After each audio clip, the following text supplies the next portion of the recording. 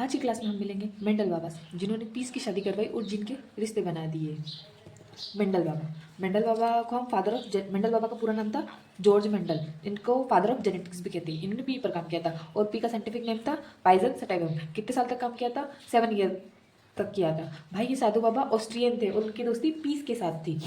इनका work published कब हुआ था? 1866 में। इन्होंने पी प्लांट क्यों चूज़ किया था? क्योंकि इजी टू ग्रो है, सेल्फ पोलिनेशन और क्रॉस पोलिनेशन पॉसिबल है, शॉर्ट लाइफ साइकिल है और 7 इजी ऑब्जर्वेबल कॉन्ट्रास्टिंग ट्रेट है। तो आइए देखिए, ये हमारा कौन है? ये हमारा मेंडल बाबा है और ये पी का डायग्राम है, देखिए। और इसके 3 लोग कौन से थे? हम इसके भाइयों के बारे में पढ़ेंगे। इसके 3 भाई थे। तो फर्स्ट भाई इसका नाम है law of dominance, law of segregation, law of independent assortment. तो आइए हम जानते हैं। भाई ये तीनों भाई बन गए जेनेटिक्स के सुपरस्टार और आज हम इनकी कहानी जानेंगे। First, law of dominance. Law of dominance में क्या है? पेरेंट का पेरेंट कौन है? टॉल और शॉर्ट है। इसके गेमेट्स बना लिए और इसके F1 जनरेशन में कॉपी क्या बनेगी? इसके F1 बनेगी, ये सारे ही टॉल बनेंगे। तो आइए मैं इसकी स्टोरी सुनाती हूँ, आपको बहुत ईजी तरीके से याद हो जाएगा। टॉल टीना ने शादी की छोटी सेम से। तो सारे बच्चे कैसे निकले? टॉल, क्योंकि टॉल वाला जीन है ना, ये बॉस है। फिर से एक बार बताती हूँ। टॉल टीना ने शादी की छोटी सेम से और सारे बच्चे कैसे निकले? टॉल। क्यों? क्योंकि टॉल वाला जीन बॉस है। तो डोमिनेंट है तो दिखेगा टॉल, और टॉल है तो डोमिनेंट जीन दिखता है। हमेशा याद रखना, टॉल है तो डोमिनेंट जीन दिखता है। और सेकेंड लॉ क्या है? Law of segregation. तो लॉ ऑफ सेग्रीगेशन में क्या, इसकी स्टोरी क्या है?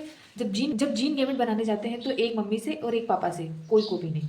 जब जीन गैमेट बनाने जाते हैं तो एक ही जाता है, मम्मी से, एक पापा से, कोई को भी नहीं।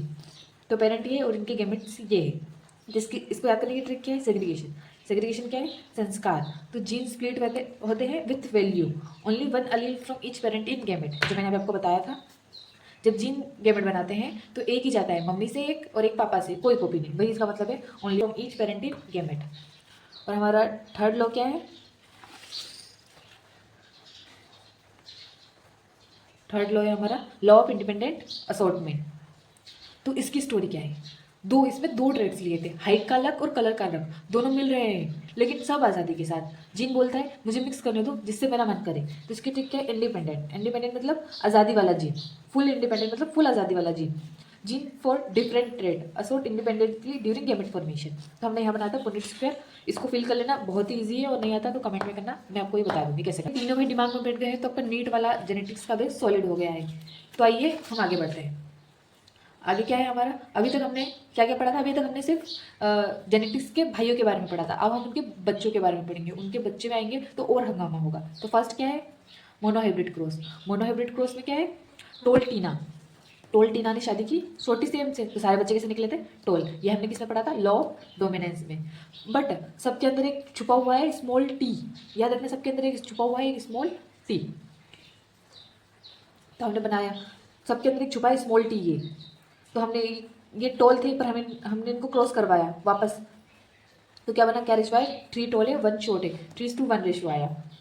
ठीक है। मोनोहाइब्रिड क्रॉस मतलब मोनो मतलब 1 ट्रेड, तो रेशो क्या आएगा? 3:1। फिनोटिपिक रेशो क्या है? 3:1। और जीनोटिपिक रेशो मतलब 1:2:1। वो कैसे? जैसे कि इसमें से 3 टॉल है और 1 डॉर्फ है, तो 3 शॉर्ट और 1 मतलब क्या है?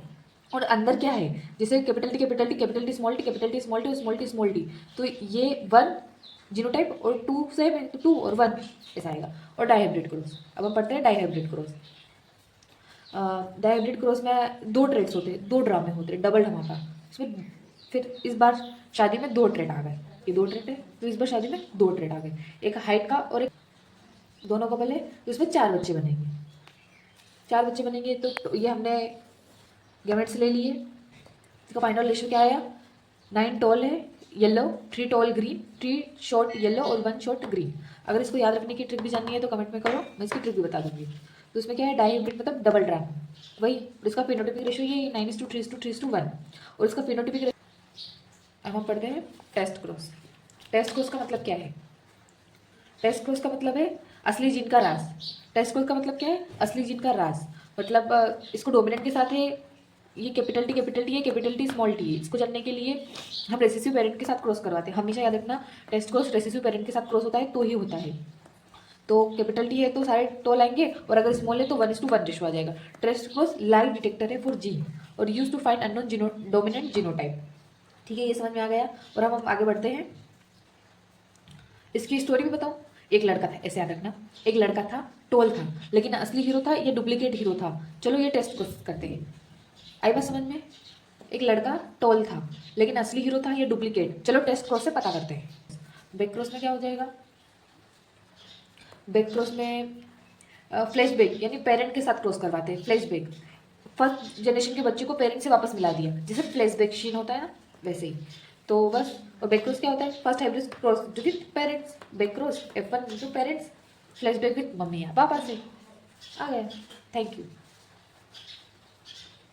अगर ये जेनेटिक्स का ड्रामा समझ आया तो कमेंट करो पी के।